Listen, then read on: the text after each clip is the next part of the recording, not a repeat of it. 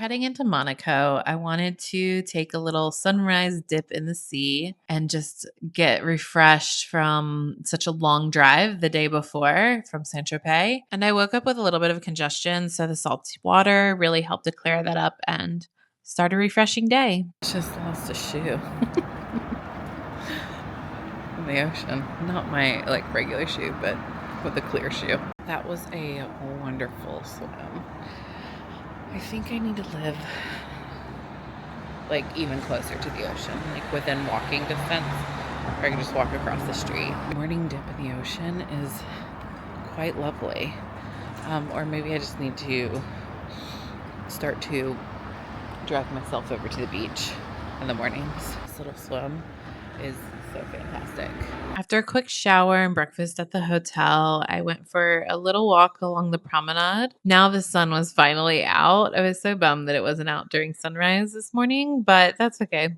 We'll catch it another time. Anyways, I just enjoyed a quick stroll before I headed on the tram to go to Port Olympia to catch the bus to go to Monaco. The reason why I chose to do the bus this time versus the train, I had taken the train a few years ago and the train was absolutely packed to the max. There was standing room only. I ended up standing on the stairs the whole way. I just didn't want to repeat that. I just wanted a calmer ride this time. The tram takes you right into Port Olympia, which is the main marina in Nice. It's really beautiful. There's wonderful restaurants right around there. So I highly suggest going and visiting and not just staying in the direct old town of Nice. From Port Olympia, you board the 600 bus and it's about €2 to €3. I can't quite remember. It's not very expensive at all. I took this recommendation from a TikTok video that I posted that went viral and people said to take the 600 bus. So I was like, okay, I'll try it because I am here for the people to let you guys know how it really actually is. And I'm going to say next time I'm probably going to end up taking a Blade or an Uber. I just didn't enjoy it, to be honest. It was hot. The views were absolutely stunning though. They were so amazing, but the bus was hot and it just winded through a lot of roads. So if you have motion sickness or you just can't handle being hot, then I don't advise you to go on the bus. I would say attempt the train, attempt going on a Blade helicopter. It's $200 one way, or take an Uber. Once you get to Monaco, though, Ubers don't work leaving Monaco. You'll have to walk up to Beausoleil to get an Uber there. So that's an option too for you. But the views were stunning along the road. I just couldn't believe how beautiful they were. The bus takes about 30 to 45 minutes, depending on how many stops there are. It's quite easy and it takes you right into the heart of Monaco. Right here was the Jardin de la Petite Afrique, and it was a beautiful little garden that is just set right in the heart of Monte Carlo. As you're walking over to the boutiques and restaurants lining this whole area, it's really beautiful. I thought it was such a serene way to get off the bus and make your way over to the casino. Now, this area does get very crowded, especially depending on what Monte Carlo has going on outside of the casino. However, I found this little promenade up here that really makes for the perfect place to get that picturesque photo that you've been wanting of Monte Carlo with the casino in the background. I found it to not be a very crowded area because most of the people were crowded around the plaza where the cars are and the sculpture right in front of the casino. But I had to get my fit a spot, of course. And then I made my way over the plaza to just check out and see if there were any luxury vehicles out front. They typically park them right in front of the casino. I'm sure you've seen viral videos and photos of them. However, this day there weren't that many. It was pretty early on in the day, I think about noon or 1 o'clock by the time I got there. I've noticed from previous visits that the patrons typically don't show up until later in the afternoon, evening hours. We're still beautiful cars out there. However, if you're wanting to find rare exotic cars, then I would suggest coming a little bit later in the day to the evening hours. However, this area will also be full of crowds too. As you can see, there were crowds in the midday while I was there. At this point, I was starting to get hungry, so I decided to stop for lunch at Café de Paris, where I started off with deviled eggs with caviar. And I got their salmon. I can't remember exactly what it was called, but both were very delicious. I really enjoyed my meal here, and I would suggest going if you're in the area, even for a cocktail. At this point, I decided to do the Hop On Hop Off bus tour because I had limited time and I really wanted to go all around Monaco. Mostly stayed in this area and the port area in previous visits. And so I just wanted to get out and explore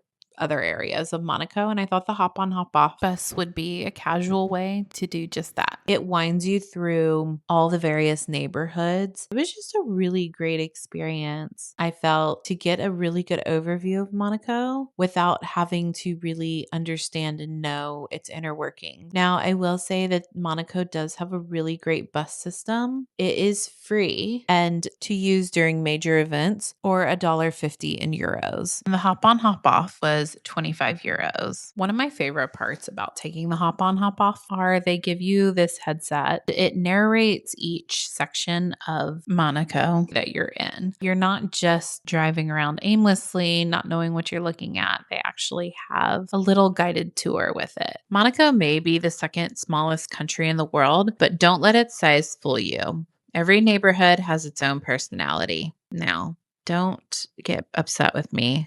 French is not my strongest suit. So, as I pronounce these places in Monaco, please don't come for me. I try.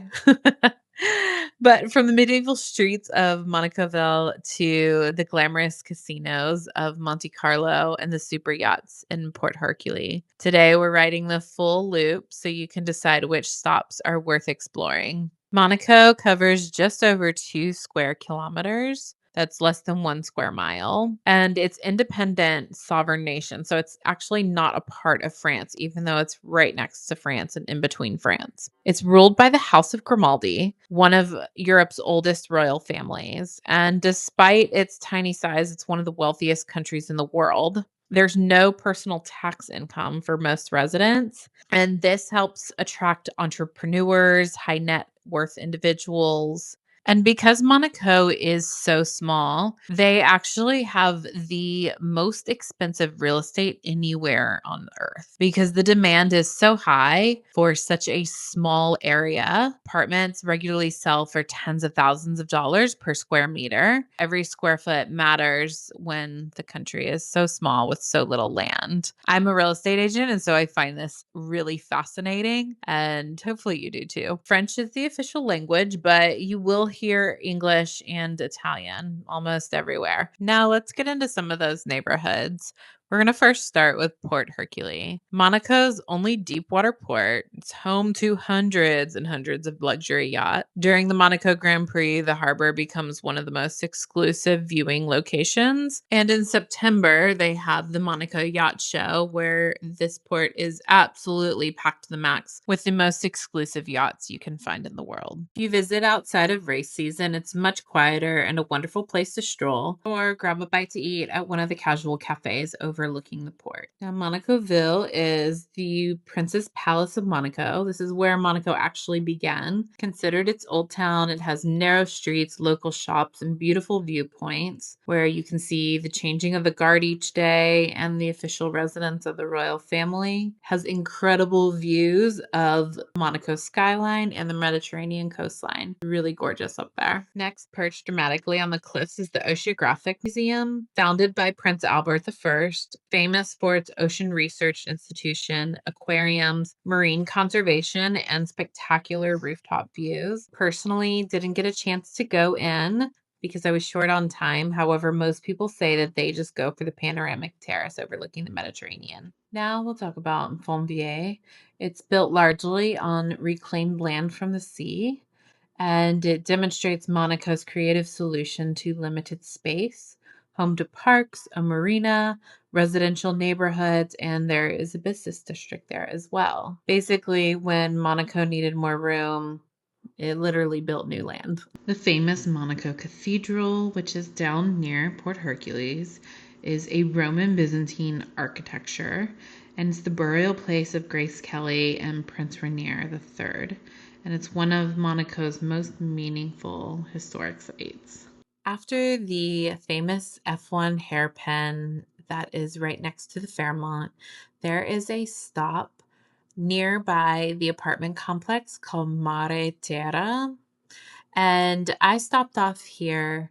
It's a really beautiful site. The building itself was actually modeled after a yacht, and the fire escapes are actual gangways like yachts have. I thought it was just really interesting and unique. Obviously, the real estate side of me was really tickled. They also have a gorgeous pool, and this starts the promenade Prince Jacques. It wraps all the way around to Plage de Larvotto. As I wandered along this promenade, I found this room that had all this gemstone artwork. It was absolutely gorgeous. I just love stumbling upon things like this. And it was just a wonderful walk heading from the Fairmont area down over to Larvotto Beach. It is Monaco's main public beach, and it's surprisingly very accessible, free to visit, and it has crystal clear Mediterranean water. There's plenty of restaurants and beach clubs, and just a perfect place to cool off on a hot summer day. And it's honestly one of the best ways to experience Monaco without actually spending that much money. Just bring your towel, spend a few hours bathing in the beautiful Mediterranean Sea. Lastly, there's the Japanese garden for a quieter moment.